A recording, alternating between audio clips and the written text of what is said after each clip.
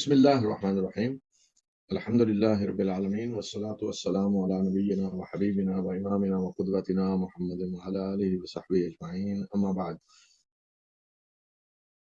ہم کتاب الجنائز پڑھ رہے ہیں اور گزشتہ ہفتہ ہم نے پڑھا تھا کہ نماز جنازہ میں کیا کچھ پڑھا جا سکتا ہے، یعنی فاتحہ کے بارے میں اختلاف کہ فاتحہ ضروری ہے یا نہیں. تو فقہا کا جو اختلاف ہے وہ میں نے بتایا تھا اور ہر ایک کی دلیل بھی بتائی تھی. تو آج ہم شروع کریں گے مزید احکام نماز جنازہ کے، اور ہم شروع کر رہے ہیں کہ کیفیت الصلاۃ علی الجنازہ، مختصراً طریقہ کیا ہے نماز کا. گزشتہ ہفتے تفصیل بتائی تھی، دعائیں کیا ہیں، فاتحہ کا حکم سارا. مختصراً طریقہ کیا ہے؟ طریقہ یہ ہے کہ نماز پڑھنے والا جو شرطیں ہم نے بتائی ہیں پہلے، جو دوسری نماز کے لیے بھی ہیں، طہارت وغیرہ، لباس کا پاک ہونا، ساری شرطیں پوری کر کے نماز پڑھنے والا میت جو سامنے موجود ہے اس پہ نماز جنازہ اس کی پڑھنے کی نیت کر کے دونوں ہاتھ اٹھائے تکبیرۃ الاحرام کے ساتھ. اللہ اکبر، ہاتھ اٹھائے دونوں تکبیرۃ الاحرام کے ساتھ، جس طرح نماز میں ہم تکبیرۃ الاحرام کہتے ہوئے، اللہ اکبر کہتے ہوئے ہاتھ اٹھاتے ہیں، تو اسی طرح یہاں بھی ہاتھ اٹھائے تکبیرۃ الاحرام کہتے ہوئے، اور پھر وہ اپنا دایاں ہاتھ بائیں ہاتھ پہ رکھ کر ہاتھ باندھ لے اور پھر فاتحہ پڑھنی شروع کرے. اور فاتحہ کے بارے میں پچھلے ہفتے میں نے بتایا تھا کہ اختلاف کیا ہے کہ آیا فاتحہ ضروری ہے یا نہیں، یہ میں نے بتا دی تھی تفصیل. تو جن کے یہاں ضروری ہے وہ فاتحہ پڑھے، اور جو کہتے ہیں فاتحہ نہیں، صرف اللہ کی ثنا بس کر دیں، حمد و ثنا، تو وہ پڑھ دی جائے. پھر تکبیر کہے اللہ اکبر. تو یہاں تکبیر کے ساتھ ہاتھ اٹھانے ہیں یا نہیں، یہ میں نے بتایا تھا کہ اس میں فقہا کے درمیان اختلاف ہے، دو رائے ہیں ہاتھ اٹھانے کے بارے میں. لیکن تکبیرۃ الاحرام جو پہلی، اس میں اتفاق ہے کہ ہاتھ اٹھائے جائیں گے. تو پھر تکبیر کہے اور پھر نبی صلی اللہ علیہ وسلم پہ درود پڑھا جائے گا دوسری تکبیر کے بعد. پھر تکبیر تیسری کہے اور تیسری تکبیر کے بعد میت کے لیے دعا کی جائے گی، جو دعائیں گزشتہ ہفتے ہم نے پڑھی تھی. اس کے بعد چوتھی تکبیر کہی جائے گی. چوتھی تکبیر کے بعد سلام، اور چوتھی تکبیر کے بعد بھی مختصر دعا کی جا سکتی ہے، نبی صلی اللہ علیہ وسلم سے ثابت ہے. اور خصوصاً یہ دعا کہ اللہم لا تحرمنا اجرا ولا تفتنا بعدا، کہ اللہ ہمیں اس کے اجر سے محروم نہ کرنا اور اس کے بعد ہمیں کسی فتنے میں نہ ڈالنا. تو اس کے بعد سلام ہے، السلام علیکم. تو سلام کے بارے میں نے بتایا تھا کہ ایک رائے تو یہ ہے کہ نماز کی طرح دونوں طرف سلام ہے، اور کچھ فقہا کہتے ہیں کہ صرف ایک طرف سلام کافی ہے. تو اگر کوئی ایک طرف بھی کہتا ہے تو ٹھیک ہے، صحیح ہے، اور دونوں طرف بھی کہنا جائز ہے، دونوں طرف ثابت ہے. اس کے بعد ہے مسئلہ کہ امام میت کے سامنے کہاں کھڑا ہو. امام، باقی لوگ تو صفوں میں ہیں پیچھے، امام میت جو سامنے پڑی ہے اس کے سامنے کہاں کھڑا ہو. تو سنت یہ ہے کہ اگر مرد کا جنازہ ہے تو امام اس کے سر کے سامنے کھڑا ہو. میت کا جہاں سر ہے تو میت کے سر کے سامنے، یعنی امام کھڑا ہو ایسا کہ سر بالکل اس کے سامنے ہو یا وہ سر کے سامنے ہو. اور اگر عورت کا جنازہ ہے تو وہ اس کی میت کے درمیان میں کھڑا ہو، یعنی جہاں درمیانی حصہ میت کا آتا ہے امام اس کے سامنے کھڑا ہو. کیا دلیل ہے اس کی؟ حضرت انس رضی اللہ تعالی عنہ، جو خادم رسول اللہ صلی اللہ علیہ وسلم، رسول اللہ علیہ وسلم کے خادم رہے ہیں، خدمت کی آپ کے پاس وقت گزارا، تو انہوں نے ایک جنازہ ایک شخص کا پڑھایا. حضرت انس نے بعد میں رسول اللہ صلی اللہ علیہ وسلم کی وفات کے بعد لوگ ان سے دین سیکھتے تھے اس لیے کہ رسول اللہ صلی اللہ علیہ وسلم کو انہوں نے قریب سے دیکھا، آپ کے خادم تھے، آپ کے گھر میں رہے، آپ کے ساتھ رہے. تو انہوں نے ایک شخص کا جنازہ پڑھایا اور وہ اس کے سر کے سامنے کھڑے ہوئے. تو جب جنازہ اٹھا لیا گیا تو پھر ایک عورت کا جنازہ لایا گیا. وہیں گویا کہ دو جنازے تھے. مرد کا جنازہ جب اٹھا لیا گیا تو بعد میں عورت کا جنازہ لایا گیا. تو عورت کے جنازے میں جنازہ پڑھاتے ہوئے وہ اس کے درمیان میں کھڑے ہوئے، سامنے میت کا جہاں درمیانی حصہ آتا ہے. تو ان سے پوچھا گیا، لوگوں نے سوال کیا اور انہوں نے کہا کہ یہ جو عمل آپ نے کیا ہے، کیا رسول اللہ صلی اللہ علیہ وسلم اسی طرح عمل کرتے تھے کہ مرد ہوتا تو اس کے سر کے پاس آپ کھڑے ہوتے جیسے آپ کھڑے ہوئے ہیں، اور عورت ہوتی تو اس کے وسط میں کھڑے ہوتے جس طرح آپ کھڑے ہوئے ہیں؟ تو انہوں نے کہا کہ ہاں، ایسے ہی رسول اللہ صلی اللہ علیہ وسلم کا عمل تھا. تو یہ اس کو روایت کیا امام احمد نے، ابو داود نے، ابن ماجہ، ترمذی، اور انہوں نے کہا کہ حدیث حسن ہے. تو دیکھیں، کوئی بھی دلیل کسی بھی عمل کی جو ہے تو وہ رسول اللہ صلی اللہ علیہ وسلم کا عمل ہوگا. اور ایک تو یہ ہے کہ کوئی بات آپ نے فرمائی جی، تو صحابی اگر کوئی عمل کرتا ہے تو بعض دفعہ تو صحابہ سے پوچھا جائے گا، جیسے یہاں لوگوں نے پوچھ لیا تو انہوں نے بتا دیا کہ ہاں، رسول اللہ صلی اللہ علیہ وسلم کا یہی عمل تھا. اور اگر لوگوں نے نہیں پوچھا اور ایک صحابی نے یہ عمل کیا ہے تو یہ بھی دلیل ہوتی ہے. کیوں کہ جب صحابی ایک عمل ایسا کر رہا ہے تو وہ بھی دلیل اس بات کی ہوگی کہ صحابی خود بخود اپنی طرف سے نہیں یہ عمل کر رہا، اس صحابی نے رسول اللہ صلی اللہ علیہ وسلم کو یہ عمل کرتے ہوئے دیکھا ہوگا. البتہ اگر صحابہ کا عمل مختلف ہے، کسی ایک معاملے میں ایک صحابی کا ایک عمل سامنے آتا ہے، دوسرے کا دوسرا سامنے آتا ہے، تو پھر تحقیق کی جائے گی. پھر یہ بھی دیکھا جائے گا کون سا صحابی پہلے اسلام لایا، کون سا بعد میں اسلام لایا، اور بعد میں جو اسلام لایا تو اس نے اگر عمل یہ کیا ہے یا کچھ کہا ہے تو اس کا مطلب ہے کہ رسول اللہ صلی اللہ علیہ وسلم کا آخری زندگی میں یہ عمل تھا. پہلے ممکن ہے آپ کا عمل یہ ہو، آخری میں یہ ہو، تو پھر تحقیق کی جائے گی. اور پھر یہ بھی دیکھا جائے گا کہ صحابہ میں وہ صحابہ جو فقہا سمجھے جاتے ہیں، جیسے حضرت عبداللہ بن عمر ہیں، حضرت عبداللہ بن عباس ہیں، تو عبداللہ ابن عمر بن العاص ہیں، حضرت عبداللہ بن مسعود ہیں. تو اس طرح کے صحابہ کے عمل کو زیادہ اہمیت دی جائے گی کہ انہوں نے رسول اللہ صلی اللہ علیہ وسلم سے زیادہ سیکھا اور پھر خود وہ دین کو زیادہ سمجھنے والے تھے. لیکن یہاں تو حضرت انس سے پوچھ لیا گیا اور انہیں بتا دیا گیا، انہوں نے بتا دیا. اس کے بعد مسئلہ ہے کہ اگر بہت سارے جنازے ہیں، مرد بہت سارے مرد ہیں جن کے جنازے ہیں مثلا، یا عورتوں اور مردوں کے جنازے ہیں، عورتوں کے، مردوں کے، بچوں کے جنازے ہیں، تو زیادہ جنازے ہیں تو کیا کیا جائے گا؟ اگر صرف مردوں کے جنازے ہیں زیادہ تو انہیں امام کے سامنے ایک صف کی شکل میں رکھا جائے گا. صف کی شکل یعنی سیدھا قبلے کی طرف، لمبائی میں، چوڑائی میں نہیں.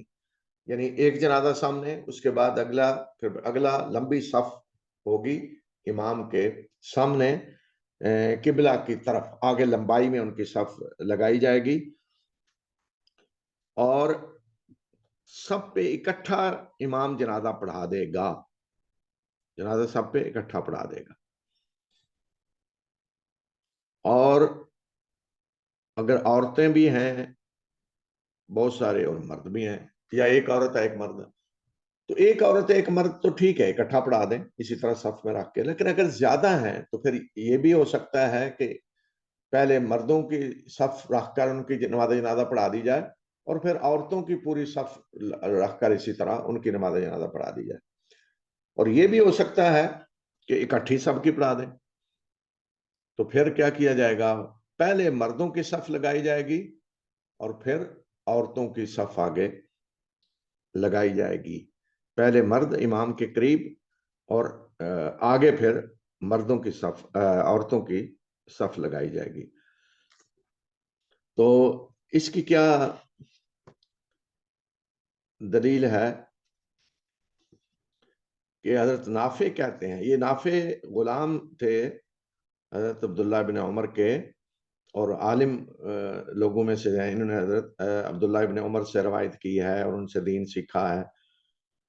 تو حضرت نافع حضرت ابن عمر سے روایت کرتے ہیں کہ انہوں نے، حضرت ابن عمر نے ایک دفعہ 9 جنازے پڑھائے مردوں اور عورتوں کے، اکٹھے جنازے تھے، 9 جنازے لائے گئے۔ تو پہلے مردوں کو رکھا گیا امام کے سامنے، اور پھر عورتوں کو رکھا گیا آگے قبلہ رخ ایک ہی صف میں۔ تو اسی طرح وہ کہتے ہیں کہ حضرت علی کی صاحبزادی جن کی شادی حضرت عمر سے ہوئی تھی، ام کلثوم، ان کا جنازہ لایا گیا، تو اور ساتھ ہی ان کے بیٹے کا بھی جنازہ تھا، زید جن کا نام تھا۔ اس دن مدینہ پہ جو گورنر تھے وہ تھے سعید بن العاص، اور نماز جنازہ پڑھنے والوں میں حضرت ابن عباس بھی تھے، حضرت ابو ہریرہ بھی تھے، حضرت ابو سعید بھی تھے، ابو قتادہ بھی تھے۔ تو پہلے بچے کو رکھا گیا، ان کے بیٹے کو امام کے قریب، اور آگے ان کی میت رکھی گئی ام کلثوم کی۔ تو ایک شخص اٹھا اور اس نے کہا کہ یہ کیوں آپ نے کیا ہے، پہلے بچے کو رکھا ہے اور آگے میت اس کی والدہ کی رکھی ہے۔ تو وہ راوی کہتے ہیں کہ میں نے ابن عباس کی طرف دیکھا، ابو ہریرہ کی طرف، ابو سعید، حضرت ابو قتادہ، جو سارے علماء تھے، تو میں نے انہیں کہا کہ یہ کیا ہے؟ تو انہوں نے کہا کہ یہی سنت ہے۔ تو امام نسائی بہقی نے اس کو روایت کیا ہے۔ تو اس سے ثابت ہوا کہ اگر مردوں اور عورتوں کا جنازہ اکٹھے ہیں تو پہلے مردوں کی صف ہوگی اور اگلے حصے میں عورتیں، اور اگر بچے بھی ہیں ساتھ تو پہلے مردوں کی صف ہوگی، پھر درمیان میں بچے اور آگے عورتیں۔ اور اگر کسی عورت اور بچے کا جنازہ ہے تو امام کے سامنے پہلے بچے کی میت رکھی جائے گی، آگے عورت کی رکھی جائے گی۔ تو یہاں حضرت علی کی بیٹی ام کلثوم کا جنازہ اور ان کے بیٹے کا اکٹھا جب پڑھایا گیا تو یہ عمل ہوا، اور صحابہ نے کہا کہ یہی سنت ہے۔ اور ابن عمر نے جو جنازے پڑھائے عورتوں اور مردوں کے، تو اس میں بھی یہی ثابت ہوتا ہے کہ یہی سنت ہے۔ 3 صفیں جنازے میں ہونا یہ زیادہ مستحب ہے، یعنی اگر تعداد تھوڑی بھی ہے تو کوشش کی جائے کہ 3 صفیں بنائی جائیں، جتنی بھی تعداد ہو۔ یہ نہیں کہ ایک صف میں لوگ کھڑے ہو سکتے ہیں تو ایک ہی صف میں کھڑے ہو جائیں، نہیں، 3 صفیں۔ کیوں 3 صفیں ہوں؟ اس لیے کہ مالک بن حویرہ کہتے ہیں قال رسول اللہ صلی اللہ علیہ وسلم ما من مؤمن یموت فیصلی علیہ امت من المسلمین یبلغون ان یکونوا ثلاثۃ صفوف الا غفر لهم۔ وہ کہتے ہیں کہ جو بھی مومن کو فوت ہوتا ہے تو مسلمانوں کی ایک جماعت اس کی نماز جنازہ پڑھتی ہے، اور ان کی تعداد اتنی ہوتی ہے کہ وہ 3 صفیں ہو جائیں تو اس کو بخش دیا جاتا ہے۔ تو یہ خود مالک بن ابن حویرہ جو ہیں وہ کوشش کرتے تھے کہ 3 صفیں بنائی جائیں ہمیشہ۔ امام احمد نے اس کو روایت کیا، ابو داؤد، ابن ماجہ، ترمذی۔ تو اس کا مطلب اگر تعداد کم بھی ہو تو 3 صفیں بنائی جائیں، اور اگر تعداد زیادہ ہے تو پھر خود بخود 3 بن سکتی ہیں تو 3 بنائی جائیں، اور اگر بہت زیادہ ہے تعداد 3 سے زیادہ تو پھر کوشش کی جائے کہ صفیں وتر ہوں۔ وتر کا مطلب ہے کہ 3 ہوں، 5 ہوں، 7 ہوں، 9 ہوں، یہ وتر۔ اور اگر تھوڑی تعداد ہے، بالکل 5-6 آدمی ہیں تو پھر بھی 6 آدمی ہیں تو کوشش کی جائے کہ 3 ہی صفیں بنائی جائیں، اور اگر صرف 4 آدمی ہیں تو پھر بھی 2 کر کے وہ کھڑے ہو جائیں، اس لیے کہ ایک صف میں ایک تو نہیں ہونا چاہیے، 2 کر کے کھڑے ہو جائیں، اور تیسرا امام بھی ہے، تو اس طرح پیچھے وہ 2 صفیں بنا لیں۔ تو جتنے زیادہ سے زیادہ لوگ ہوں جنازے میں اتنا زیادہ بہتر ہے. اور رسول اللہ صلی اللہ علیہ وسلم نے فرمایا کہ کوئی بھی مسلمان جب فوت ہوتا ہے تو مسلمانوں کی ایک جماعت اس کی نماز جنازہ پڑھتی ہے جن کی تعداد 100 تک ہے، اور وہ اس کی شفاعت کرتے ہیں، یعنی دعا کرتے ہیں کہ اللہ اس کو بخش دے، اس کو معاف کر دے، تو ان کی شفاعت قبول کی جاتی ہے. یعنی دعا ہے، نماز جنازہ ایک دعا ہے. تو مسلمان اگر دعا کرتے ہیں تو اللہ تعالیٰ دعا ان کی قبول کرتا ہے. اسی طرح ایک روایت میں ہے کہ حضرت ابن عباس کہتے ہیں کہ میں نے رسول اللہ صلی اللہ علیہ وسلم کو یہ فرماتے سنا کہ کوئی بھی مسلمان مرد یا عورت، کوئی بھی مسلمان اگر فوت ہوتا ہے اور اس کی جنازہ 40 آدمی ایسے پڑھتے ہیں جو اللہ کے ساتھ کسی چیز کو شریک نہ ٹھہراتے ہوں، یعنی شرک جنہوں نے نہ کیا ہو، شرک نہ کرتے ہوں، تو ان کی شفاعت اللہ اس میت کے بارے میں قبول کرے گا. یعنی وہ جو دعا کریں گے کہ اللہ اس کو بخش دے. شفاعت کیا ہوتی ہے؟ کہ کسی کی سفارش. اور میت کے لیے سفارش کیا ہے؟ کہ اللہ اس کو بخش دے، اس پہ رحم فرما، اس کے گناہوں کو معاف فرما دے، اسے جنت میں داخل. یہ سفارش. دنیا میں بھی ہم کسی کے لیے جب دعا کرتے ہیں، زندہ کے لیے بھی، کہ اللہ اس پہ رحم فرما، اس کی تکلیف کو دور، یہ بھی شفاعت ہی ہے. شفاعت اسی کو کہتے ہیں، اسی کو ہم اردو میں سفارش کہہ دیتے ہیں. اگر کوئی نماز جنازہ میں لیٹ ہو گیا ہے، تھوڑا تاخیر سے آیا ہے، 1-2 تکبیر امام کہہ چکا ہے پہلے، تو وہ کیا کرے؟ 2 شکلیں ہیں. ایک تو یہ کہ وہ آ کر تکبیر تحریمہ کہے اور اسی طرح فاتحہ پڑھ لے، اور دوسری تکبیر کے بعد امام کے ساتھ وہ یہ نبی صلی اللہ علیہ وسلم پہ درود پڑھے، اور تیسری کے بعد پڑھ لے. اسی ترتیب سے تکبیریں کہہ کر نماز ختم کر لے. زیادہ بہتر یہ ہے کہ جس تکبیر میں شامل ہوا ہے وہیں سے شروع کرے. اگر اسے پتہ چلا ہے کہ دوسری تکبیر ہے تو وہیں سے شروع کر لے، اور پیچھے جو رہ گئی ہیں ان کی قضا کی ضرورت نہیں ہے. تو یعنی جس طرح ہم نماز میں رکعت جو رہ گئی ہے قضا کرتے ہیں، تو یہاں قضا کی ضرورت نہیں ہے، اس لیے کہ یہ تو بترتیب تکبیریں ہیں، تو ٹھیک ہے وہ قضا نہ کرے. تو اس میں حضرت عبداللہ بن عمر کا یہی قول ہے. اور حضرت عائشہ رضی اللہ تعالی عنہ کہتی ہیں کہ میں نے رسول اللہ صلی اللہ علیہ وسلم سے عرض کیا کہ میں نماز جنازہ پڑھتی ہوں اور مجھے تکبیروں کی آواز نہیں آتی، تو میں کیا کروں؟ تو نبی صلی اللہ علیہ وسلم نے فرمایا کہ جو آپ سنیں تکبیر تو وہ تکبیر کہیں، یعنی اس تکبیر کے ساتھ آپ خود بھی تکبیر کہیں، اور جو رہ جائیں آپ کی تکبیریں نہ سنیں تو اس کی آپ پہ قضا نہیں ہے. تو اس سے بھی پتہ چلا کہ نماز جنازہ جو جتنی تکبیروں میں شامل ہو جائیں وہ کر لیں، اور جو رہ جائیں قضا نہیں. اب یہ حضرت عائشہ نے یہ جو کہا کہ میں نماز جنازہ پڑھتی ہوں، تو اس سے ثابت ہوتا ہے کہ یہ وہ نماز جنازہ ہوگی جو کبھی مسجد میں پڑھی جاتی تھی. کسی کی نماز جنازہ مسجد میں لائی گئی تو حضرت عائشہ جو کہتی ہیں کہ میں تکبیریں نہیں سنتی، پیچھے آپ اپنے حجرے میں ہوتی ہوں گی جو مسجد کے ساتھ تھا، تو وہیں شاید آپ پڑھ لیتے ہوں. یا یہ بھی ہو سکتا ہے کہیں باہر کسی جگہ آپ گئی ہوں جنازے میں، لیکن زیادہ امکان یہی ہے کہ یہ وہ نماز جنازہ ہوگی جو مسجد میں پڑھی گئی. کن کی نماز جنازہ پڑھی جائے گی اور کن کی نہیں پڑھی جائے گی؟ پیچھے ہم نے شہیدوں کا ذکر کیا، یہ جنرل اب بات ہو رہی ہے. ہر مسلمان کی جو کلمہ پڑھتا ہے اس کی نماز جنازہ پڑھی جائے گی. فقہا کا اتفاق ہے کہ ہر مسلمان، خواہ وہ مرد ہو یا عورت ہو، بچہ ہو، بڑا ہو، سب کی نماز جنازہ پڑھی جائے گی. کوئی یہ نہیں کہ فلاں کی جی پڑھنی ہے، فلاں کی نہیں پڑھنی، سب کی نماز جنازہ پڑھی جائے گی. بچہ اگر پیدا ہوا ہے زندہ، پتہ چل گیا ہے کہ وہ زندہ پیدا ہوا ہے، یعنی رونے کی آواز آئی ہے یا اس نے جسم کی کوئی مومنٹ ہوئی ہے جس سے پتہ چلے کہ وہ زندہ پیدا ہوا ہے.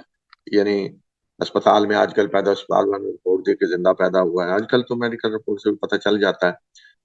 تو اس کو باقاعدہ غسل دیا جائے گا، اس کی نماز جنازہ پڑھی جائے گی۔ حضرت مغیرہ بن شعبہ رضی اللہ تعالیٰ عنہ سے روایت ہے، کہتے ہیں کہ نبی صلی اللہ علیہ وسلم نے فرمایا کہ سوار جنازے کے پیچھے چلے اور پیدل چلنے والا آگے چلے قریب رہ کر، اور دائیں بھی چل سکتا ہے بائیں بھی، اور بچے کی نماز جنازہ پڑھی جائے گی اور اس کے والدین کے لیے مغفرت اور رحمت کی دعا کی جائے گی۔ تو یہ روایت وہ جو لائے ہیں کہ سوار کیا کرے، یہ تو آگے تفصیل آ رہی ہے، ویسے وہ حدیث میں چونکہ ذکر اس کا بھی آیا، تو اصل اس حدیث میں کس چیز کی دلیل دی جا رہی ہے کہ بچے کی نماز جنازہ وہ کہہ رہے ہیں پڑھی جائے گی، لیکن کون سا بچہ کہ جس کے زندہ ہونے کا کوئی ثبوت ملا ہے، اس کو امام احمد نے، ابو داود نے روایت کیا ہے۔ اب اگر یہ تو ہے بچہ جو پورے مثلا مدت عمل کی پوری ہوئی ہے اور بچہ پیدا ہوا ہے اور پیدا ہوتے ہی فوت ہو گیا، ثبوت مل گیا کہ پیدا ہوتے وقت زندہ تھا، لیکن اگر کوئی بچہ وقت سے پہلے پیدا ہوا ہے، اور وقت سے پہلے دیکھا جائے گا کہ کتنے مہینے ہیں، اگر تو 4 مہینے پورے نہیں ہوئے، یعنی اس کا مطلب یہ ہے کہ ابھی اس میں روح نہیں ہے، 4 مہینے سے پہلے پیدا ہوا ہے، اسقاط ہو گیا ہے، تو نہ اسے غسل دیا جائے گا اور نہ اس کی نماز جنازہ پڑھی جائے گی، اسی کسی کپڑے میں لپیٹ کر اسے دفن کر دیا جائے گا۔ تو یہ تو اتفاق ہے وہاں کا، 4 مہینے سے پہلے ہے۔ اور اگر 4 مہینے ہو چکے ہیں، 4 مہینے ہو چکے ہیں، 4 سے اوپر، 4 اور 4 سے اوپر، اور پیدا ہوا ہے اور اس کے زندہ پیدا ہونے کی دلیل موجود ہے، رپورٹ موجود ہے، یا اگر گھر میں بھی ولادت ہوئی ہے تو دائی کہہ رہی ہے یا گھر میں ہمیں رونے کی آواز آئی ہے یا کوئی مومنٹ ایسی دیکھی ہے کہ جس سے وہ زندہ پیدا ہوا ہے 4 مہینے اور 4 سے اوپر، تو اسے بھی غسل دیا جائے گا اور اس کی نماز جنازہ پڑھی جائے گی، اس پہ بھی فقہا کا اتفاق ہے۔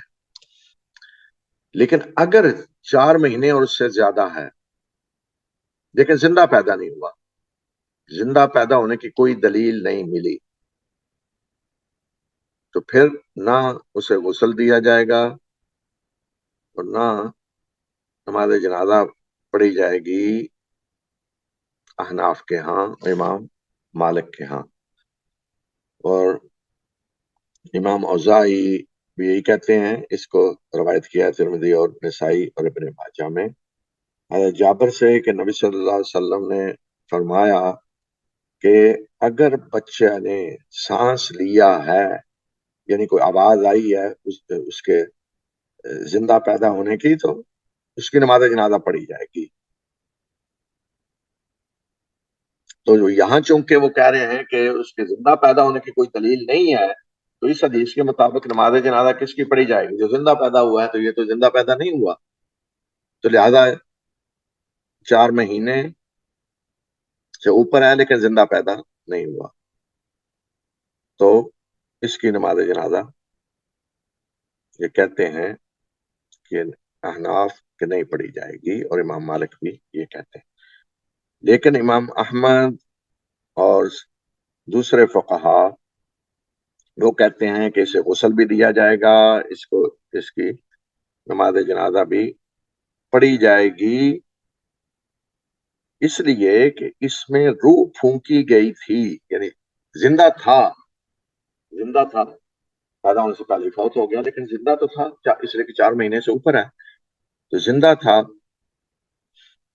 تو اس لیے وہ کہتے ہیں کہ اس کی بھی نماز جنازہ پڑھی جائے گی۔ تو گویا کہ یہ پتہ چلا کہ اگر 4 مہینے سے کم ہے تو پھر تو اتفاق ہے کہ نہ غسل دیا جائے گا نہ اس کو نماز جنازہ پڑھی جائے گی، اور اگر 4 مہینے سے اوپر ہے اور زندہ پیدا ہوا ہے تو پھر بالاتفاق اس کی نماز جنازہ پڑھی جائے گی. اور اگر 4 مہینے سے اوپر ہے لیکن زندہ پیدا ہونے کی کوئی دلیل نہیں ملی تو احناف اور امام مالک کہتے ہیں کہ نماز جنازہ نہیں پڑھی جائے گی، اور امام احمد اور دوسرے فقہا کہتے ہیں کہ اس حالت میں بھی پڑھی جائے گی. دلیل ان کی کیا ہے کہ وہ کہتے ہیں کہ اس میں بھی روح پھونکی گئی، زندہ تھا اور اس کے بعد اس کی وفات ہوئی ہے، تو گویا کہ زندگی میں تھی اور پھر وفات ہوا ہے، تو لہذا اس کی نماز جنازہ پڑھی جائے گی. شہید کی نماز جنازہ، اس کے بارے میں پہلے بھی گفتگو ہم کر چکے ہیں، عمر کے شہداء کے بارے میں. مزید میں مختصراً بتا دیتا ہوں کہ شہید کی نماز جنازہ کے بارے میں 2 رائے ہیں. ایک یہ ہے کہ نماز جنازہ نہیں پڑھی جائے گی، نہ غسل دیا جائے گا نہ نماز جنازہ پڑھی جائے گی، اور دوسری یہ ہے کہ غسل بھی دیا جائے گا، نماز جنازہ بھی پڑھی جائے گی. اور وجہ اس کی کیا ہے؟ وجہ وہ روایتیں ہیں جو شہدائے احد کے بارے میں، تو دونوں طرح کی روایتیں ہیں.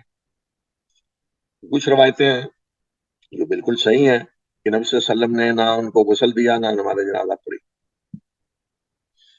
اور یہ روایت حضرت جابر سے ہے، جابر بن عبداللہ، اور ان کے اپنے والد بھی شہید ہوئے تھے وہیں، تو اس لیے ایسے امکان نہیں ہے کہ بھول گئے ہوں وہ. تو ان کی روایت کو جنہوں نے دیا ہے وہ کہتے ہیں کہ نماز غسل دیا جائے گا، نہ غسل دیا جائے گا نہ نماز جنازہ پڑھی جائے گی. دوسری روایتیں ہیں جن میں پتہ چلتا ہے کہ نبی صلی اللہ علیہ وسلم نے نماز جنازہ پڑھی اس طرح کہ 10 کو لایا جاتا اور آپ نماز پڑھاتے حضرت حمزہ کو ساتھ رکھا جاتا. وہ کہ 70 صحابہ شہید ہوئے تھے تو 10 لائے جاتے ہوئے 7 دفعہ آپ نے نماز جنازہ پڑھی، اور حضرت حمزہ کو ہر دفعہ ساتھ رکھا، تو حضرت حمزہ کی ہوا کہ 7 دفعہ آپ نے پڑھائی. تو دوسری روایت یہ ہے کہ نبی صلی اللہ علیہ وسلم 8 سال بعد گئے احد، شہدائے احد کی نماز جنازہ آپ نے پڑھی جا کے. تو جو فقہا کہتے ہیں کہ نماز جنازہ نہیں پڑھی جائے گی، غسل نہیں دیا جائے گا، وہ اس ایک پہلی روایت جو ہے وہ تو کہتے ہیں کہ وہ صحیح نہیں ہے، کمزور ہے، اس کو وہ کمزور قرار دیتے ہیں کہ نبی صلی اللہ علیہ وسلم نے 7 کی 10 گروپ کی شکل میں پڑھائی اور حمزہ کو ہر گروپ میں رکھا، وہ کہتے ہیں یہ کمزور ہے. دوسری روایت کہ نبی صلی اللہ علیہ وسلم نے 8 سال بعد وفات سے پہلے جا کر نماز جنازہ پڑھی، ان کی قبروں پہ جا کے پڑھی، تو وہ کہتے ہیں صحیح ہے، یہ روایت صحیح ہے، لیکن یہ تو وہ گویا کہ رسول اللہ صلی اللہ علیہ وسلم الوداعی ملاقات کی طرح گئے. بقیع میں بھی آپ گئے اور یہاں بھی گئے، تو یہاں آپ نے جو نماز پڑھی تو یہ گویا کہ ایک الوداعی ملاقات تھی. تو آپ کی الوداعی ملاقات کسی فوت ہونے والے کے لیے کیا ہے کہ آپ جا کے دعا کریں ان کے لیے.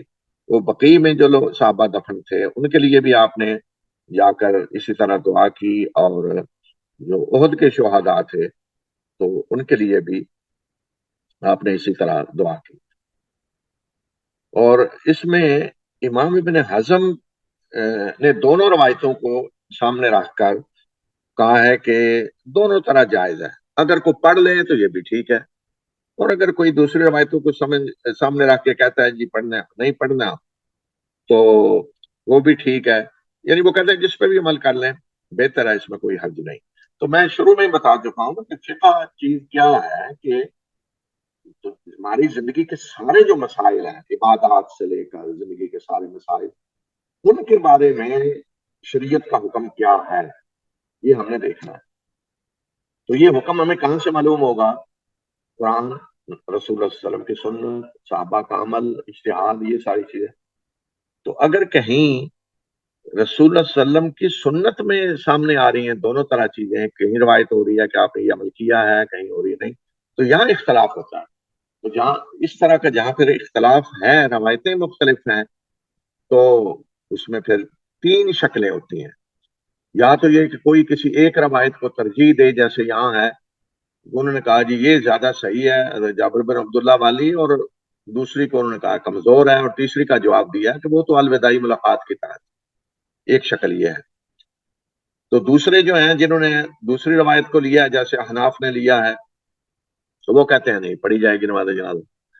اور تیسری شکل یہ ہوتی ہے کہ دونوں پہ عمل کر لیں، جیسے امام ابن حزم نے یہاں کہا ہے کہ دونوں طرح صحیح ہے، اگر کوئی کہتا ہے نماز جنازہ پڑھنی ہے پڑھ لیں، اگر کوئی کہتا ہے نہیں پڑھنی دوسری روایت پہ عمل کرتے ہوئے تو وہ کہتے ہیں کہ یہ بھی صحیح ہے۔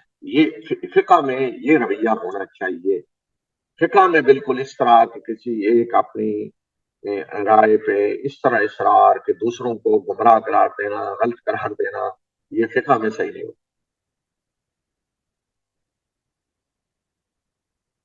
کسی کو یہ آتا اصل ہے کہ وہ جس چیز کو صحیح سمجھتا ہے، صحیح کا مطلب زیادہ بہتر سمجھتا ہے کہ ایک زیادہ قریب ہے کتاب و سنت کے، اس کی دلیل تو وہ اپنی دلیل دے، واضح کرے، اور دوسرے کی دلیل کے بارے میں اگر وہ سمجھتا ہے کہ وہ کمزور ہے، یعنی جس حدیث سے استدلال کیا گیا ہے وہ حدیث ضعیف ہے یا اور کوئی وجہ ایسی وہ سامنے آئے تو وہ بتائیں، لیکن بالکل اس میں کوئی ہدایت اور گمراہی والا مسئلہ نہیں، شہید والا۔ اب اگر کوئی مسلمان کسی جنگی مارکے میں زخمی ہوا ہے اور اس کے بعد اس نے صحیح زندگی گزاری، یعنی اسپتال میں داخل ہو گیا، بعد میں وفات ہوئی، یا گھر آ گیا، زخم کو تھا، پھر زخم بعد میں بگڑ گیا، اسی سے وفات ہوگی، تو شہید تو ہے وہ، لیکن اس کی نماز جنازہ بالاتفاق پڑھی جائے گی، اس میں کوئی اختلاف نہیں۔ اور اس کی دلیل حضرت سعد بن معاذ رضی اللہ تعالیٰ عنہ مشہور صحابی ہیں جو اوس کے سردار تھے، وہ جنگ احد میں، جنگ خندق میں زخمی ہوئے تھے، ان کے زخم لگا تھا، یہ رگ جو ہاتھ والی ہے بڑی شریان، اس پہ تیر لگا تھا، تو اس سے خون بہنے لگا، ان کا علاج ہوا، مسجد نبوی میں رسول اللہ صلی اللہ علیہ وسلم نے ان کے لیے خیمہ لگوایا، علاج کا اہتمام کیا، تو کچھ بہتر ہو گئے۔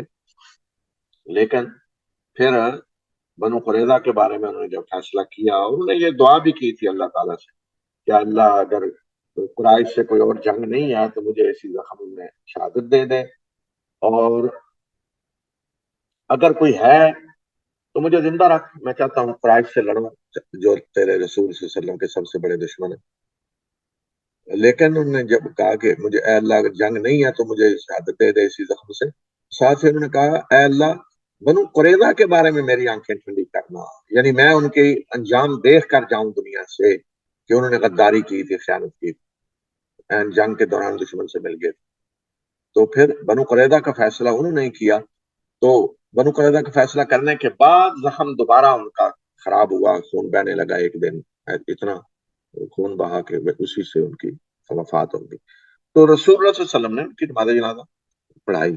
تو اس طرح اگر کوئی زخمی ہے اور بعد میں اسی زخم سے بے شک فوت ہوا ہے تو وہ شہید تو ہے، لیکن اس کی نماز جنازہ پڑھی جائے گی، اس میں کوئی اختلاف نہیں ہے۔ لیکن یہ تو ہے شکل کہ جب وہ باقاعدہ اسپتال لایا گیا ہے، گھر لایا گیا ہے، ایک شکل یہ ہوتی ہے، اور ایک شکل یہ ہے کہ میدان جنگ ہی میں کوئی زخمی ہے اور جنگ ختم ہونے کے بعد یا اس کو جب وہاں اٹھانے کی کوشش کی جا رہی تھی تو اس نے کوئی تھوڑی بات کی یا کوئی پانی پیا، کوئی اس طرح پانی دیا گیا، پی لیا اتنا، لیکن اسی وقت وہ شہید ہو گیا پھر کہیں، تو اس کا وہی حکم ہے پھر کہ اس کی نماز جنازہ جو کہتے ہیں نہیں پڑھی جائے گی، ان کے یہاں پھر نہیں پڑھی جائے گی، اور غسل بھی نہیں دیا جائے گا، انہی کپڑوں میں اسے دفن کیا جائے گا۔ تو یہ اس شخص کے بارے میں ہے کہ اس کی نماز جنازہ بالاتفاق پڑھی جائے گی جو بعد میں گھر پہنچ کر زخمی یا اسپتال پہنچ کر بعد میں ایک دو دن بعد اس طرح جس کی شہادت ہوئی، بے شک اسی زخم سے شہادت ہوئی ہو۔ اب ایک مسئلہ ہے کہ اس شخص کی نماز جنازہ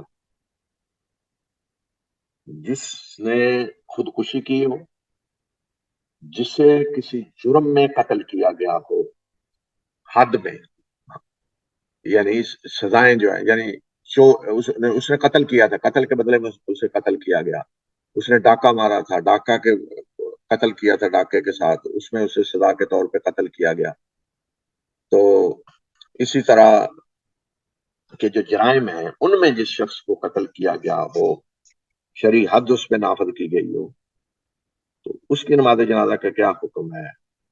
تو اس کو غسل بھی دیا جائے گا اور اس کی نماز جنازہ بھی پڑھی جائے گی۔ بخاری میں روایت ہے حضرت جابر سے کہ ایک شخص آیا اور اس نے اعتراف کیا بدکاری کا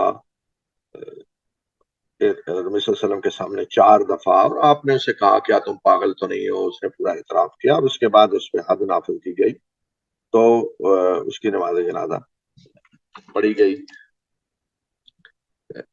تو اس طرح کوئی بھی شخص، خواہ اس نے خودکشی کی ہو، کسی قاتل ہو، کسی کو قتل کیا ہو، یا بڑے سے بڑا بھی کوئی گناہگار ہو، کوئی شراب نوشی کرتا ہو، کوئی بھی گناہ کرتا ہو، تو نماز جنازہ اس کی پڑھی جائے گی۔ سب علماء کا اس میں اتفاق ہے کہ بس وہ کلمہ پڑھتا ہو، لا الہ الا اللہ جس نے پڑھا ہے تو اس کی نماز جنازہ پڑھی جائے گی۔ صرف اس وجہ سے نماز جنازہ نہیں چھوڑی جائے گی کہ وہ گناہگار ہے۔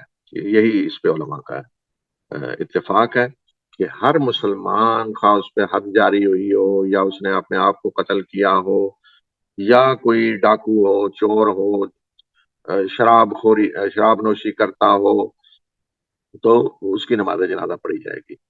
البتہ رسول اللہ صلی اللہ علیہ وسلم نے اگر کسی کی نہیں پڑھی، مثلا قرض جس پہ تھا اس کی بھی رسول اللہ صلی اللہ علیہ وسلم نہیں پڑھتے تھے جب تک کوئی آ کے یہ نہ کہے کہ قرض ادا کریں، یا اور اگر حد کسی پہ نافذ ہوئی اور آپ نے نہیں پڑھی، تو آپ نے یہ بتانے کے لیے کہ یہ جرم اتنا بڑا ہے، لیکن آپ نے مسلمانوں کو نہیں روکا، بلکہ اس حالت میں آپ نے لوگوں کو کہا کہ صلو علی صاحبکم، صاحب کہتے ہیں ساتھی کو، تو آپ نے کہا، فرمایا کہ اپنے ساتھی کی نماز جنازہ پڑھو، صحابہ کو کہا، ساتھی کا، اپنے ساتھی کی، کوئی کتنا بھی گناہگار ہو تمہارا ساتھی ہے، یعنی مسلمان ہے یہ۔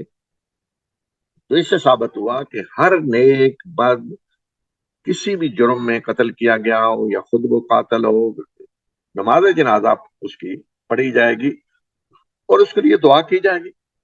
اگر کوئی گناہگار ہے تو زیادہ دعا کا محتاج ہے، تو نماز جنازہ پڑھی جائے گی۔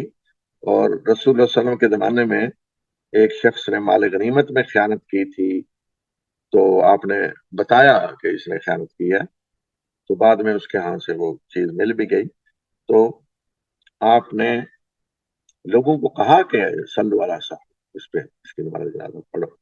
چیز جو آج پائی جاتی ہے کہ چھوٹی چھوٹی مسئلے ہوں تو وہ فتوے لگا دیتے ہیں جی اس کی نماز جنازہ نہیں پڑھنی، اب یہ کافر ہے، اور یہ تو یہ بالکل غلط چیزیں ہیں ساری۔ جو شخص بھی کلمہ پڑھتا ہے، جس نے کلمہ پڑھا ہے لا الہ الا اللہ، تو جتنے بھی گناہ ہوں اس کے، جو کچھ بھی اس نے کیا ہو، نماز جنازہ اس کی پڑھی جائے گی۔ کسی اس وجہ سے نہیں کسی کی نماز جنازہ سے انکار کیا جائے گا کہ یہ شخص گناہگار ہے۔ نماز جنازہ دعا ہے، تو ہر مسلمان محتاج ہے کہ اس کے لیے لوگ دعا کریں، اور جو جتنا گناہگار ہے وہ تو اور زیادہ اس کا محتاج ہے کہ لوگ اس کے لیے دعا کریں۔ کافر کی نماز جنازہ، کافر کی نماز جنازہ نہیں پڑھی جائے گی۔ کیوں؟ اس لیے کہ نماز جنازہ ایک دعا ہے۔ جو کفر کی حالت میں مرا ہے، شرک کرتے ہوئے مرا ہے، مشرک تھا، کافر تھا، تو اس کے لیے دعا کرنا، اس کا مطلب یہ ہے کہ اس سے ہمدردی ہے۔ تو ایک مسلمان کو پھر کافر سے ہمدردی تو نہیں ہو سکتی۔ ہاں، دنیا میں اگر کوئی کافر زندہ ہے تو اس سے ہمدردی ہے۔ ہمدردی یہ ہے کہ ہم اس کے خیر خواہ ہوں کہ اللہ اسے ایمان کی توفیق دے، ہم اس کے لیے دعا بھی کریں، کوشش بھی کریں، اس سے اچھا سلوک بھی کریں کہ اسلام کی طرف آ جائے، پوری ہمدردی ہو، خیر خواہی ہو اس کی۔ تو یہ تو ہمدردی ہونی چاہیے کسی بھی کافر سے زندگی میں اس کے۔ لیکن اگر کسی کو سمجھایا گیا، حجت پوری ہوئی، پوری طرح ساری زندگی اسی طرح اسلام کے خلاف کوشش کرتے ہوئے اور جٹلاتے ہوئے اللہ کے رسول کو، قرآن کو، اس طرح دنیا سے گیا ہے، تو پھر اس کے بعد پتہ ہے کسی پہ موت آئی تو پھر کوئی ہمدردی نہیں ہونی چاہیے۔ اور قرآن میں اللہ تعالیٰ نے فرمایا ہے ما كان للنبي والذين آمنوا أن يستغفروا للمشركين ولو كانوا أولي قربى۔ کہ نبی اور مومنوں کا یہ کام نہیں ہے کہ وہ مشرکوں کے لیے مغفرت کی دعا کریں، اللہ سے دعا کریں کہ اللہ ان کو بخشے، اگرچہ وہ قرابت دار ہی کیوں نہ ہو۔ یہ کون تھے مشرک؟ تو اس وقت مشرکین مکہ اور ارد گرد کے قبائل جو ڈٹے ہوئے تھے کفر پہ، شرک پہ، دعوت کے باوجود۔ تو فرمایا کہ اگرچہ وہ قرابت دار ہی کیوں نہ ہو، من بعد ما تبین لهم انهم اصحاب الجحیم، اس کے بعد کی بات ان کے لیے واضح ہو چکی ہے کہ وہ جہنم میں جانے والے ہیں۔ قبر پہ نماز جنازہ، قبر پہ نماز جنازہ کا کیا مطلب ہے کہ ایک شخص فوت ہو گیا ہے، کوئی اس کے جنازے میں شریک نہیں ہو سکا اور اسے دفنا دیا گیا ہے، تو کیا کہ اس کی قبر پہ جا کے اکیلا نماز جنازہ پڑھ سکتا ہے، یا دو تین آدمی ہیں رہ گئے ہیں تو اس کی قبر پہ جا کے نماز جنازہ پڑھ سکتے ہیں؟ ہاں، قبر پہ جا کر نماز جنازہ پڑھ سکتے ہیں، دفن کے بعد کسی بھی وقت جا کر اس کی قبر پہ نماز جنازہ پڑھ سکتے ہیں۔ اور رسول اللہ صلی اللہ علیہ وسلم نے شہدائے احد کی قبروں پہ جا کے نماز جنازہ پڑھی، وہ تو آپ نے 8 سال بعد پڑھی، تو اس کا تو مطلب یہ ہے کہ جتنا بھی وقت گزر چکا ہو کوئی جا کے پڑھ سکتا ہے۔ مثلا کوئی شخص جنازے میں شریک نہیں ہوا، اسے کوئی اطلاع ہی نہیں ملی یا ملک سے باہر تھا، تو جب وہ جائے تو جا کر کسی قبر پہ جا کر نماز جنازہ اس کے پڑھ لیں، ایک شخص ہو زیادہ ہو وہ بھی پڑھ سکتا۔ اب رسول اللہ صلی اللہ علیہ وسلم نے شہدائے احد کی جو پڑھی نماز جنازہ تو آپ نے تو 8 سال بعد پڑھی ہے جا کر۔ تو اسی طرح حضرت زید بن ثابت کہتے ہیں کہ ہم نبی صلی اللہ علیہ وسلم کے ساتھ گئے بقیع میں، اور وہاں ایک نئی قبر تھی، تو رسول اللہ صلی اللہ علیہ وسلم نے اس کے بارے میں پوچھا کہ یہ کس کی قبر ہے، انہوں نے کہا یہ فلاں عورت کی ہے، تو نبی صلی اللہ علیہ وسلم نے پہچان لیا، تو آپ نے اس کو پتہ چل گیا کون ہے، تو آپ نے فرمایا کہ تم نے مجھے بتایا کیوں نہیں اس کی وفات کے بارے میں کہ میں اس کی نماز جنازہ پڑھاتا۔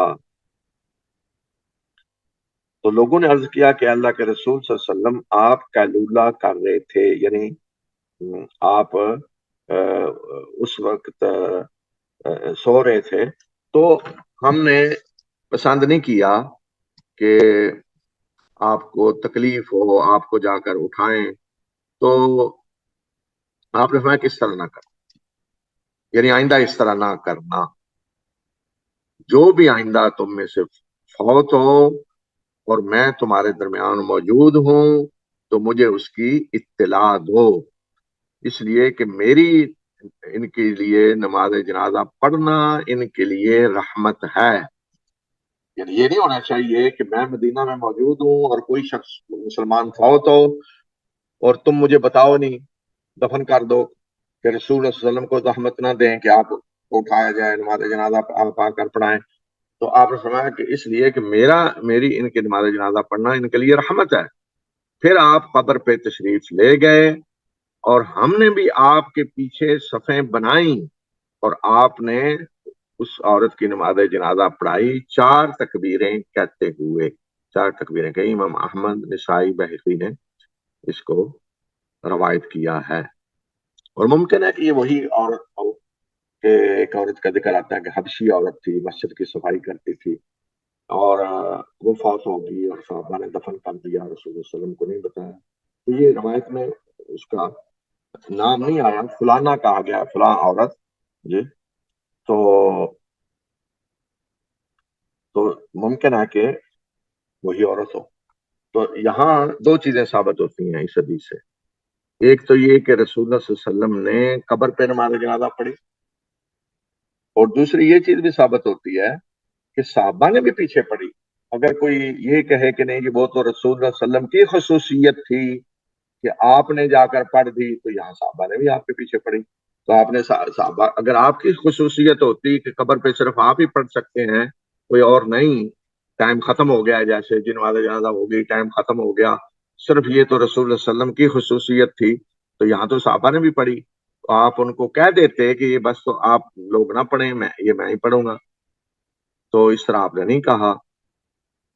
تو اس سے پتہ چلتا ہے کہ کوئی بھی شخص جو فوت ہو گیا ہو، کوئی اس کی نماز جنازہ میں شریک نہیں ہو سکا، تو وہ بعد میں اس کی قبر پہ بھی جا کے نماز جنازہ پڑھ سکتا ہے. رسول اللہ صلی اللہ علیہ وسلم نے پڑھی ہے، صحابہ نے پڑھی ہے. غائبانہ نماز جنازہ، غائبانہ نماز جنازہ پڑھی جا سکتی ہے. رسول اللہ صلی اللہ علیہ وسلم نے حبشی کی نماز جنازہ پڑھی، نجاشی کی نماز جنازہ پڑھی. نجاشی جو حبشہ کا حکمران تھا، اس کی رسول صلی اللہ علیہ وسلم نے نماز جنازہ پڑھی. اس کی وفات کی آپ نے خبر دی اور آپ نے اس کی نماز جنازہ پڑھی. یہ تو واضح ہے کہ کوئی کسی نے اس میں یہ نہیں کہا کہ اب نجاشی کی آپ نے نہیں پڑھی. احناف اس میں کہتے ہیں اور امام مالک کہ نہیں، غائبانہ نماز جنازہ نہیں پڑھی جائے. اچھا، تو اس کا جواب کیا دیتے ہیں وہ کہ آپ نے نجاشی کی پڑھائی؟ تو آپ وہ کہتے ہیں کہ یہ خاص نجاشی کے لیے تھا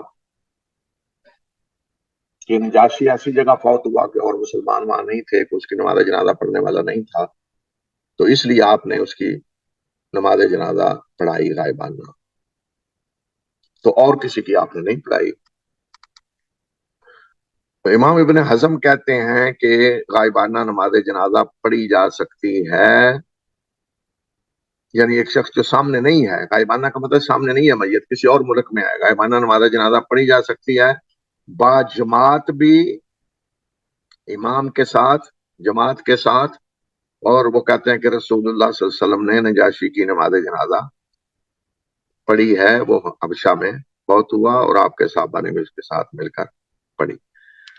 تو امام ابو حنیفہ اور امام مالک بتایا میں نے کہ وہ اس میں اختلاف کرتے ہیں، اور ان کی دلیل بھی میں نے بتا دی. اور یہاں یہ کہ دیکھیں، یہاں وہ یہ نہیں کہہ رہے کہ نجاشی کی رسول صلی اللہ علیہ وسلم نے نہیں پڑھی، وہ کہہ رہے ہیں پڑھی ہے، لیکن وہ کہہ رہے ہیں کہ یہ خاص واقعہ تھا. یہ ہوتی ہے وجہ، اختلاف کی وجہ یہ ہوتی ہے. کوئی اب کہ جو دیکھیں جی حدیث ہے، وہ حدیث کو نہیں مانتے، حدیث کو مان رہے ہیں، وہ کہہ رہے ہیں یہ صحیح ہے حدیث، لیکن وہ کہہ رہے ہیں کہ یہ خصوصیت تھی خاص نجاشی کے لیے، کیونکہ وہاں وہ اکیلا ہی مسلمان تھا اور مسلمان نہیں تھا. ایک مسئلہ یہ ہے کہ مسجد میں میت کی نماز جنازہ پڑھنا، مسجد میں نماز جنازہ پڑھنا، تو رسول اللہ علیہ وسلم کی جو صحیح سنت ثابت ہے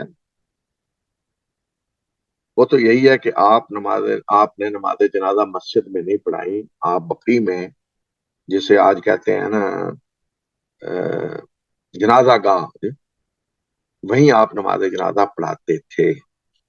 لیکن کبھی کبھار کسی وجہ سے مسجد میں بھی آپ نے پڑھائی ہے. حضرت عائشہ رضی اللہ تعالیٰ عنہ سے روایت ہے، قالت ما صلی رسول اللہ صلی اللہ علیہ وسلم علی سہیل بن بیضاء الا فی المسجد، صلی صحابۃ علی ابی بکر و عمر فی المسجد بدون انکار من احد لانها صلاۃ کسائر الصلوات.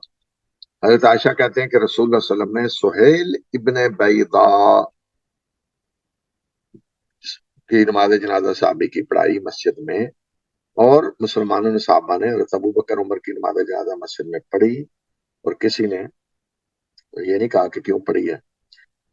امام مالک اور امام ابو حنیفہ، حنفی اسکول آف تھاٹ اور مالکی، وہ کہتے ہیں کہ مکروہ ہے، مسجد میں مکروہ ہے. دلیل اس کی وہ کیا؟ ایک تو ہے کہ رسول اللہ صلی اللہ علیہ وسلم نے مسجد میں پڑھنا، آپ کی عمل متواتر نہیں تھا، ہمیشہ مسجد میں پڑھتے. تو یہ جو پڑھی ہیں یہ کسی خاص وجہ سے پڑھی، آپ کا اکثر عمل اس پہ نہیں تھا. دوسرا، وہ روایت ایک لاتے ہیں کہ رسول اللہ صلی اللہ علیہ وسلم نے فرمایا من صلی علی جنازۃ فی المسجد فلا شیء لہ، کہ جس نے مسجد میں نماز جنازہ پڑھی اسے کچھ نہیں ملے گا. تو دوسرے فقہا کہتے ہیں کہ ایک تو یہ کہ نبی صلی اللہ علیہ وسلم کا عمل گواہی دے رہا ہے کہ آپ نے مسجد میں پڑھی ہے. دوسرا وہ کہتے ہیں کہ اس روایت کا ایک نسخے میں لا شیء لہ کی بجائے فلا شیء علیہ ہے، یعنی شاید یہ کہیں کتابت میں فرق پڑا ہے. اب معنی بدل جاتا ہے، فلا شیء لہ کا معنی اب کچھ نہیں اسے ملے گا، فلا شیء علیہ ہو تو اس کا مطلب ہے اس پہ کوئی حرج نہیں ہے. تو کہتے ہیں یہ اصل روایت یہ ہے فلا شیء علیہ. تو نبی صلی اللہ علیہ وسلم کا عمل اس میں یہی رہا ہے. تو امام ابن قیم رحمۃ اللہ علیہ کہتے ہیں کہ نبی صلی اللہ علیہ وسلم کی سنت، یہ سنت مسلسل متواتر یہ نہیں تھی کہ آپ مسجد میں کسی کی نماز جنازہ پڑھیں، اور جب آپ نے کسی کی نماز جنازہ پڑھنی ہوتی تو آپ بقی میں باہر پڑھتے، اور جن کی پڑھی ہے آپ نے تو وہ عذر کی وجہ سے پڑھی ہوگی. عذر کیا ہو سکتا ہے؟ یعنی بارش وغیرہ ہو کسی وقت تو آپ نے مسجد میں پڑھا دی، جیسا کہ وہ کہتے ہیں کہ سہیل بن بیضاء کی نماز جنازہ آپ نے مسجد میں پڑھائی، اور وہ کہتے ہیں کہ دونوں طرح جائز ہے. لیکن اکثر عمل رسول صلی اللہ علیہ وسلم کا ہمیشہ جو آپ نے عمل کیا وہ یہی تھا کہ جنازہ گاہ میں آپ نے نماز جنازہ پڑھائی. تو اب ہمارے ہاں پاک و ہند میں تو نماز جنازہ جنازہ گاہ میں پڑھی جاتی ہے، اور یہاں خلیج میں آپ نے دیکھا ہوگا گلف میں مسجد میں پڑھی جاتی ہے. اور پاکستان میں نے یہ دیکھا کہ مسجد میں چونکہ حناف کے ہاں وہ مکروہ میں آ جاتی ہے، تو بعض جگہوں پہ میں نے شہروں میں کہیں دیکھا کہ وہ مسجد کے محراب میں ایک دروازہ رکھا ہوتا ہے اور میت کو باہر رکھ دیتے ہیں اور لوگ کھڑے ہو کے اندر نماز جنازہ پڑھ رہے ہیں. تو یہ اس کا مطلب یہ ہے کہ میت کوئی ناپاک ہے کہ اسے آپ نے مسجد کے باہر رکھا ہوا ہے. تو اگر پڑھنی ہے، پڑھنے والے مسجد میں کھڑے ہیں تو میت کو بھی مسجد میں رکھ لیں، میت کو ناپاک تو نہیں ہے. کوئی فلسفہ یہ نہیں ہے کہ میت ناپاک ہے کہ اسے آپ نے مسجد میں نہیں رکھنا. میت تو پاک ہے، اسے آپ مسجد میں رکھ سکتے ہیں. تو احناف نے جو کہا ہے یا امام مالک، تو وہ کہتے ہیں کہ نبی صلی اللہ علیہ وسلم کا عمل یہ رہا ہے کہ آپ نے باہری نماز جنازہ پڑھی ہے، اور اگر مسجد میں پڑھی ہے تو عذر میں پڑھی ہے. تو اگر کوئی عذر ہے آج بھی تو پھر تو کوئی مسئلہ نہیں ہے، مسجد میں پڑھی جا سکتی. تو بہرحال یہاں گلف میں تو مساجد ہی میں نماز جنازہ پڑھی جاتی ہے، تو مسجد میں نماز جنازہ پڑھنا جائز ہے. امام ابن قیم کہتے ہیں کہ یہ بھی جائز ہے وہ بھی جائز ہے، لیکن نبی صلی اللہ علیہ وسلم کا اکثر عمل یہی رہا ہے کہ آپ نے جنازہ گاہ میں نماز جنازہ پڑھی ہے. اب ایک مسئلہ اور پڑھ کے میں بات ختم کرتا ہوں، پھر آئندہ ہفتے اس کو مزید آگے بڑھائیں گے اسی موضوع کو. وہ یہ ہے کہ قبروں کے درمیان میں نماز جنازہ پڑھنا. ایک ہے کہ جنازہ گاہ بنی ہوئی ہے الگ کھلی جگہ ہے وہاں نماز جنازہ پڑھنا. ایک ہے کہ قبروں کے اندر، قبریں ہیں میت رکھی قبروں ہی کے اندر نماز جنازہ پڑھنا. تو اس کو علماء نے ناپسندیدہ قرار دیا ہے کہ قبروں کے درمیان میں نماز جنازہ پڑھی جائے. اور یہ حضرت علی، حضرت عبداللہ بن عمر، حضرت ابن عباس، یہ سب نے کہا ہے کہ یہ ناپسندیدہ ہے کہ قبروں کے درمیان میں رکھ کر ارد گرد قبریں ہیں وہاں نماز جنازہ پڑھنا. آج اتنا ہی ہم اسی پہ اکتفا کرتے ہیں.